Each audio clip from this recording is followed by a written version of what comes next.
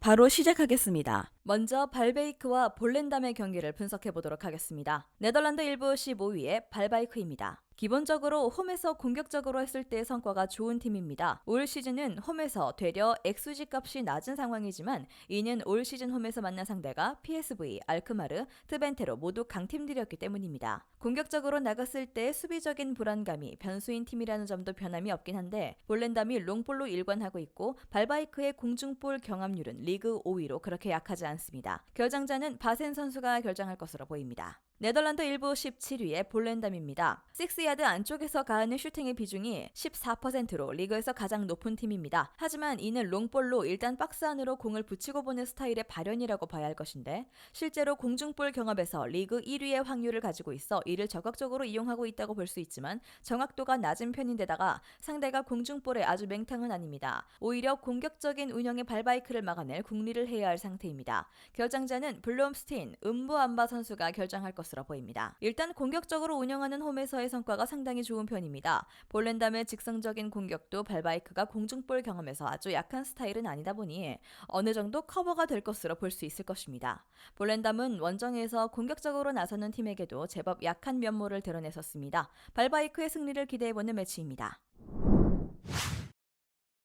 다음은 에인트호벤과 시타르트의 경기를 분석해보도록 하겠습니다. 네덜란드 1부 1위의 아인트호벤입니다. 페터 보츠 감독이 생각보다는 리그에서는 수비적인 퍼포먼스도 챙기는 모습이었습니다. 일단 전방에서 가장 적극적이고 저돌적으로 운영하는 방식이 잘 통하고 있는 모양새인데 역습에 필요한 상대의 볼 방출마저도 소유권을 장악하려고 하는 것에 커버하고 있어 뒷공간을 염려하지 않고 지속적으로 주도권을 잡고 몰아치는 것이 가능한 상황입니다. 결장자는 오비스포, 랭, 주니오르, 바바디, 틸만 선수가 결정할 것으로 보입니다. 네덜란드 1부 9위의 시타르트입니다. 최근에는 3연패를 기록하면서 하락세가 완연한 모습입니다. 일단 지난 두 경기에서 트벤테 알크마르에게 잡히면서 아직까지 시타르트가 기존 강호들에게는 맥을 잘 추지 못하는 모습입니다.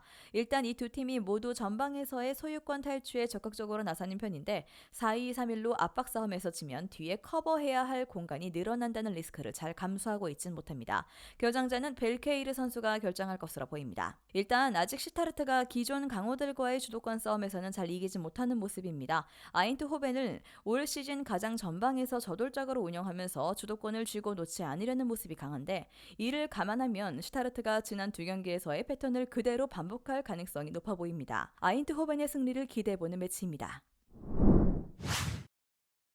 다음은 네이메헌과 알메러 시티의 경기를 분석해보도록 하겠습니다. 네덜란드 1부 12위의 네이메헌입니다. 홈에서는 득점력이 아주 상승하는 유형입니다. 홈에서는 어드밴티지를 최대한 유지하기 위해서 아주 공격적으로 나서는 편이기 때문인데 다행히 알메러시티의 후술할 특성 덕분에 주도권을 가지기 쉬운 상황이라는 점은 네이메헌의 공격력에 긍정적인 영향을 줄 것입니다. 수비에서의 리스크를 감수하고 돌격한다는 전술의 가치는 상당히 클 것으로 보이고요. 결정자는 타부산, 페레이라, TBD, 실러선, 데위트, 바스 선수가 결정할 것으로 보입니다. 네덜란드 1부 14위의 알메러시티입니다. 지난 시즌에는 점유율 기반의 주도적인 게임을 풀어가는 편이었지만 일부에서는 소유권을 잃는 빈도가 리그에서 가장 높습니다. 덕분에 현재는 롱볼 위주의 전형적인 하위권 운영을 하게 된 상황입니다. 특히 네이메헌이 압박으로 소유권을 가져오는 비중이 리그에서 가장 높다는 점을 고려하면 이번 경기에서도 뭔가 반전을 만들기는 어려울 가능성이 높습니다. 결정자는 마토이르, 페냐, 코린 선수가 결정할 것으로 보입니다. 홈에서는 아주 공격적으로 운영하는 편인데 알메러시티가 소유권을 잃는 빈도가 높은 편이라서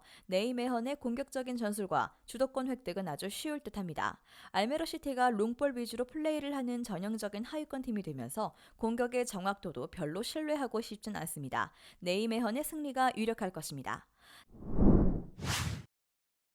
다음은 알크마르와 헤이렌베인의 경기를 분석해보도록 하겠습니다. 네덜란드 1부 2위의 알크마르입니다. 어느 팀이나 그렇지만 알크마르는 중앙에서 공이 안 돌면 득점력이 상당히 기복을 보이는 팀입니다. 하지만 헤렌벤이 소유권을 쉽게 잃어버리는 특성이 심해서 이번 경기만큼은 알크마르의 공격력에서는 이상이 없을 것으로 보이는 상황입니다. 후술하겠지만 헤렌벤이 상위권을 상대로는 아주 약한 전적을 보여주고 있다는 점도 감안해야 할 대목입니다. 결정자는 데위트, 슈텐, 미르딩크, 웨스터벨트 선수가 결정할 것으로 보입니다. 네덜란드 일부 13위의 헤렌벤입니다. 앞서 언급했듯이 공을 잃어버리는 빈도가 너무 많은 팀입니다. 이 단점은 조직적인 압박에 강하고 주도권을 잡으면 화력을 폭발시킬 수 있는 상위권 팀에게 아주 큰 먹잇감이 되는데요. 이미 페예노르트에게 6골을 허용하는 등 알크마르와 비슷한 계열의 팀에게 참사를 당한 적도 있었습니다. 그나마 주도권을 주고 몰아칠 수 있는 팀에게는 강했지만 이들은 모두 10위권 아래의 팀들입니다. 결장자는 누네리, 알리 선수가 결장할 것으로 보입니다. 일단 헤렌벤이 소유권을 잡은 경우에는 잘하지만 이는 하위권 팀을 상대했을 때 이야기입니다. 상위권 팀의 조직적인 압박에는 소유권을 잃는 빈도가 높습니다. 이런 상황에서 알크마르가 화력을 발휘하지 못할 이유는 하등 없을 것이고 알크마르의 핸디캡 승리를 기대해봐도 좋을 것으로 보입니다. 알크마르의 승리를 기대해보는 매치입니다. 마지막으로 페예노르트와 피테서의 경기를 분석해보도록 하겠습니다. 네덜란드 일부 4위의 페예노르트입니다. 이상하게 페예노르트는 비테세에게 약했던 편입니다. 최근 5경기에서 1승밖에 챙기지 못했을 정도였는데 온더볼에서 생각보다 괜찮은 비테세가 페예노르트의 압박을 요리조리 잘 벗어나고 역습으로 경기를 가져오는 패턴에 꽤 심하게 당하는 모습이었는데 하지만 이 시즌 동안 페예노르트를 괴롭힌 오펜다가 이제는 상대가 없고 기본적으로 비테세는 주도권을 빼앗기면 잘 못하는 편입니다. 결장자는 트라우너, 이바노세크 선수가 결장할 것으로 보입니다. 네덜란드 일부 11위의 비테세입니다. 그동안 상대를 잘 공략했던 오펜다가 없는 상황이고 보이팅크도 시즌아웃 급부상을 당하면서 전방에서의 힘이 급격하게 빠졌습니다. 앞서 언급했듯이 페예노르트를 잡는 데는 온더볼뿐만 아니라 역습에서의 성과도 나타나야 했던 상태인데 결국 비테세가 페예노르트에게 강했던 시절의 패턴을 이번 경기에서는 기대하기 어려울 수 있습니다. 기본적으로 페예노르트를 잡아낼 때 비테세가 보여주었던 온더볼 능력은 건재한 편이나 문제는 오펜다와 보이팅크 둘이 모두 없어서 전방의 힘이 상당히 떨어졌다는 점입니다. 기본적으로 비테세는 주도권을 잃으면 잘 못하는 특성을 지닌다는 점을 잊어서는 안 되겠습니다. 이번에는 페예노르트가 비테세를 잡아낼 듯합니다. 영상에서 알려드리는 내용들은 모두 1차 분석 내용들이며 2차 분석과 최종 조합픽은 영상 하단 고정 댓글 링크로 문의 주시면 안내 도와드리도록 하겠습니다. 시청해주셔서 감사합니다. 아직도 혼자 분석하고 계신가요? 이슬TV 스포츠 정보방에서는 실시간 스포츠 커넥션을 통한 소통하는 관리 시스템으로 확실한 수익을 전해드리고 있습니다.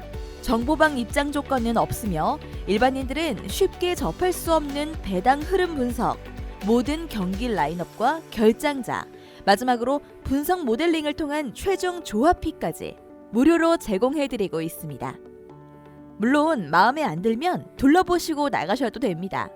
혼자 하면 단기간으로 수익을 볼 수도 있겠지만 함께하면 장기간으로 꾸준한 수익이 가능합니다.